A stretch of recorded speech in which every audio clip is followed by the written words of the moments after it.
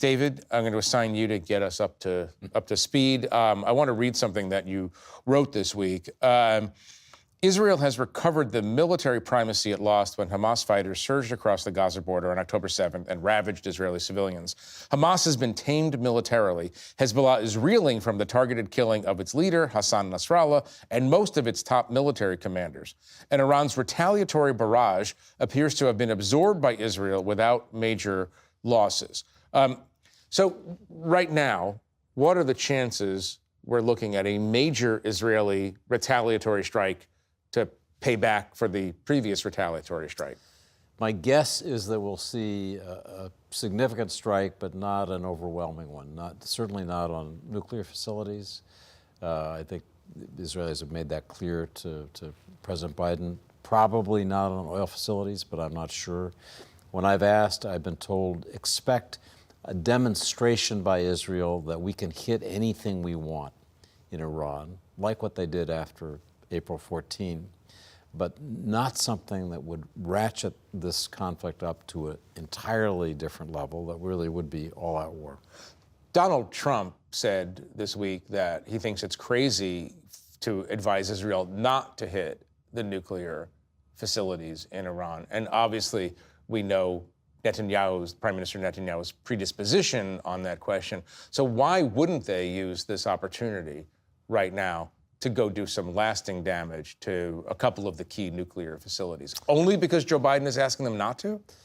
No, I mean, I do think there is a temptation when you're on a roll, as Israel has been now for some months.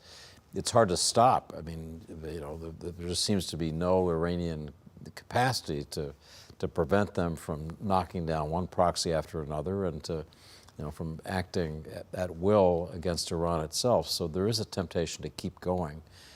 When you say strike at their nuclear facilities, I always have to remind myself that that's not an easy thing to do. Right.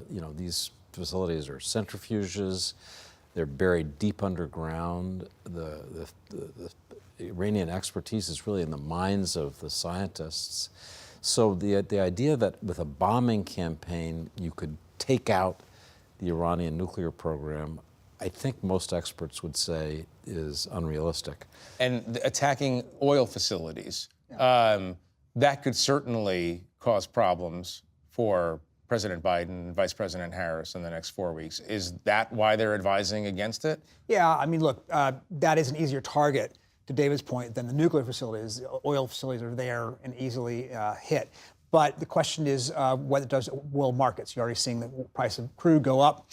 Could they hit just the refineries, for instance, that mainly handle internal domestic consumption and wouldn't necessarily hurt the global markets, possibly? But that's something that Biden doesn't want to see. Because the election may be also just because he doesn't want to see the spiral that he's been trying to avoid for 12 months. That's been number one goal, aside from supporting Israel's right to defend itself, has been supporting its right to defend itself up to a point, right? Up to the point that we don't engulf the region. Right. Francesca, you were just with the president yesterday. Give us the sense from the White House this week about the calibration that's going on in terms of the advice or requests being made by the White House to Israel right now. Well, and it's not just the White House. It is the defense secretary who's talking to his counterpart in Israel, Yoav Gallant, on a near daily basis, I am told. And what we aren't seeing is the president of the United States, who's speaking directly to Bibi Netanyahu at this point. And he has suggested repeatedly that a call could be coming soon. When's the last time? The last time that they had spoken was in August. And notably, when the United Nations was taking place, Netanyahu came to New York after Biden was already back in Washington. He was meeting with President Zelensky at the White House at the time. So they did not cross paths when they were in New York.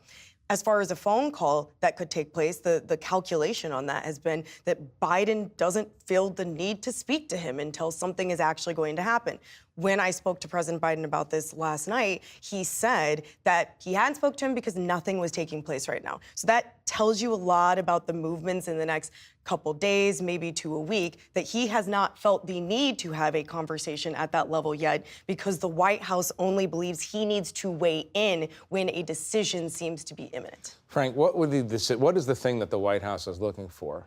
I was just thinking back to that conversation in August, which took place in a totally different world where Biden was trying to bring Bibi along to a place where he would settle, he'd come to an agreement over the terms for the peace deal with Hamas that would be acceptable to Hamas. And it was a very... That was to get the hostages out. Yeah, it was a very hostages out. uncomfortable call, and it happened in a totally different era. I would Uncomfortable is a euphemism for they yelled at each other a lot? What was it? Yeah, more or less. I mean, I don't think it was it was not a 10 on the scale of those conversations, Right. but it wasn't a totally friendly call either. Is it Biden who doesn't want to talk to Netanyahu, or is it Netanyahu who also doesn't want to talk to Biden? I think it's mutual at this point. Okay. I think that there's a lot of kabuki that happens in these calls where Biden gets performatively angry at Netanyahu because he has a lot of pent-up feelings towards him. And Netanyahu knows what's coming, and he knows what he needs to tell Biden in order to get things back on course. Right. So what does Joe Biden want right now? Does he want a comprehensive ceasefire on the northern front and on the southern front? And I ask this because there are people who are more hardline in the administration than others. And some people say, well, going to David's point, maybe the Israelis are doing a pretty good job of destroying Iran's terrorist proxies. Why would we stop that from happening? Kind of the point that President Trump made this week. So, I mean, what does Joe Biden, now I'm asking you to do like a soothsaying, what does Joe Biden want? Well, as it relates to what's happened over the course of the last couple of weeks in Lebanon, where the administration's position has markedly changed from pushing for a ceasefire to giving Israel more room to operate, that's based on, I think, increased faith in Israel's military capabilities, that they didn't expect that they would perform as well against Hezbollah. Going to David's point in his column, that there's nothing that beats winning here. Yeah. But there's also been this muddled thinking ever since October 7th within the administration, where Biden, I think, has overwhelmingly agreed with the objectives that Israel wants to achieve, but he has this fear of escalation, the same fear of escalation that dominates his thinking about Ukraine. And he believes that the Israelis may be well-intentioned about certain things, but they're also not necessarily thinking straight, that their strategic thinking is marred by trauma and anger, and he worries where that would go. Yeah.